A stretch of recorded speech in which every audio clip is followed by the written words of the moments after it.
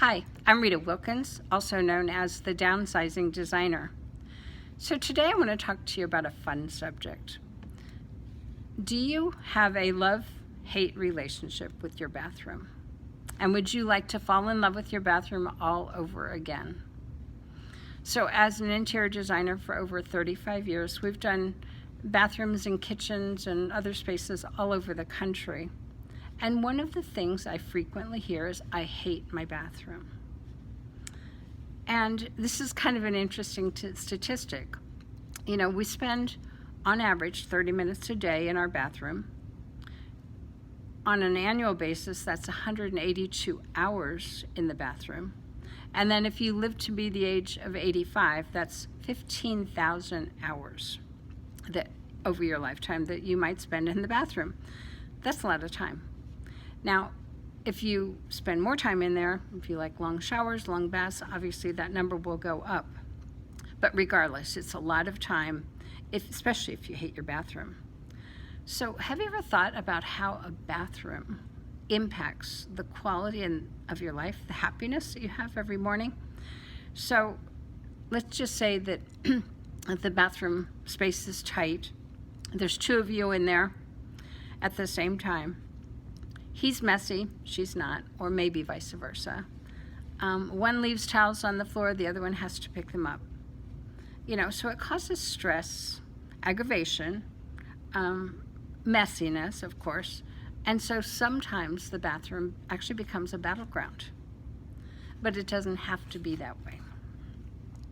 So some of the funny stories I've heard over the years is where people have to actually skinny past each other just to get to the toilet, or they have to actually get wet just to get into the shower, or sometimes they have lighting that makes them look like a ghost. And who wants to have that first thing in the morning? It's not a good way to start your day. So, but many of the stories that I hear, or the complaints that I hear, are about how, you know, they impact their overall quality of life, their happiness, and their mood. So, as an example, not enough storage, not the right kind of storage, or no storage at all. So as pretty as pedestal sinks are, they don't provide any storage. The vanity's too high, it's too low. The toilet's too high, the toilet's too low. Or the shower is not big enough, or the bathtub is too high to get in and out of. So yes, as a designer, part of my role is to actually listen to many of these complaints. And as you can imagine, I have been in the middle of a lot of battles over my lifetime. You know, being right in the middle of, he said, he wants this, she wants that, she does this, he does that, you know, towels on the floor, makeup on the sink, whatever it is, I'm right in the middle of that. But also, one of the roles that I relish is to actually listen to what those battles are and listen more deeply, so, and hopefully diffuse them. So by listening, observing, and asking, as my boys would say, my mother will ask you 1,000 questions. That's how I get to know what you really want, what you don't want, and what would make them both happy and fall in love with that bathroom all over again, and hopefully fall in love with each other all over again. So today I want to share with you a very useful design tool that I developed somewhere along the way. And I'm not sure exactly when, but it was probably in the middle of one of those battles. I thought, I've got to figure this out. So I created what I call the wants, needs, and wish list. What do you want? What do you need? What do you wish for? And in this case, in your bathroom. So I actually have a printout that I hand to them, but let's just say at home, take a piece of paper, put it into 3 columns, your wants, your needs, and your wish list. Then I asked them to fill it out independent of each other. That there's also methodology there, and that's that they're both heard, that he wants this, she wants that. And when I then take these lists and we review them together, frequently we find a lot of common ground, and we also see where they differ. And then we talk about how can we compromise. And of course, you know, then I can design accordingly, trying to incorporate all of their wants, their needs, and their wish lists into the designs that I present. So I first encourage them to think about function first and then aesthetics. So here's an example of a client that I had recently. They were in their early 60s, knowing that they were aging, wanting to stay in this home for quite a long time, as long as they could. They wanted to age in place. So as they created their wants, needs, and wish list, the needs were very, very important. So as we age, as they were aging, there were certain things that they said, well, they absolutely wanted and had to have. One was a curbless shower. In the event that one of them or both of them were in walkers or wheelchairs, they could actually roll in. A seat in the shower, which is logical. Grab bars, of course.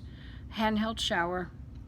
Comfort height toilet, easy to get in and out of, and touchless faucets. Now that's not an extensive list, but those are the things that they absolutely had to have, and we talked about more than that, but that was the combined effort of the wants, needs, and wish lists. On the want side, they both agreed they both wanted a soaking tub, which worked into their project, better linen storage so they didn't have to go outside of the bathroom to get the linens that they needed. They both wanted heated floors. And then they both said adamantly they were opposed to sharing a vanity, so we had his and her vanities.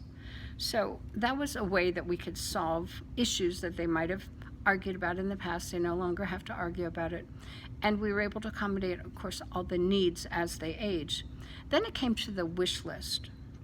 And none of this was out of sorts. They agreed on they wanted a washer dryer close by with all of that to make their life easier. They both wanted a TV, fine. And then a remote control self-cleaning toilet with a nightlight. Now, that was on the higher budget side of what they wanted, but we were able to fit it into their budget.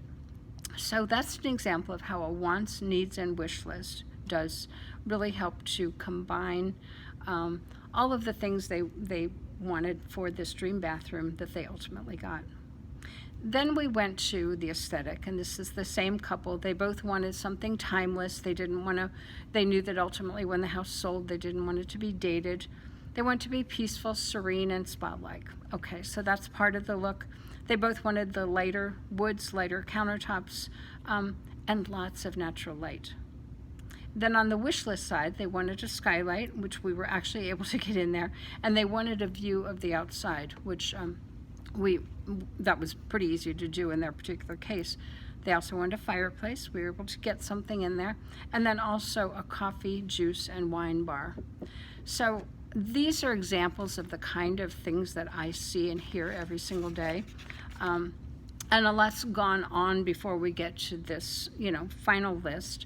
But honestly, the wants, needs, and wish list has been a little bit of a miracle for my design business, because it helps me get to what they really want and also help solve their disagreements. So if you want to fall in love with your bathroom and each other all over again, try using the wants, needs, and wish lists. It helps you design that dream bathroom that you can both love for many years to come. So hopefully this has been helpful. You can go to my website, Rita Wilkins, at ritawilkins.com. I've just written a blog on this, which, I enjoy getting the word out about some of the funny things I hear every day and some of the very meaningful things that can change people's lives through design. So there is that blog, and then there's also something else, is how to design your dream bathroom. Those are both free downloads. Just go to my website, Rita Wilkins, at ritawilkins.com, and download them. If you have questions, please reach out to me, comment. I'd love to hear from you. And one thing I want to just put out there is that starting on Tuesday this week, I am going to be having a Facebook Live on downsizing and decluttering. So if you're interested, tune into my Facebook, Rita Wilkins, and I would love to have you join us. Thanks.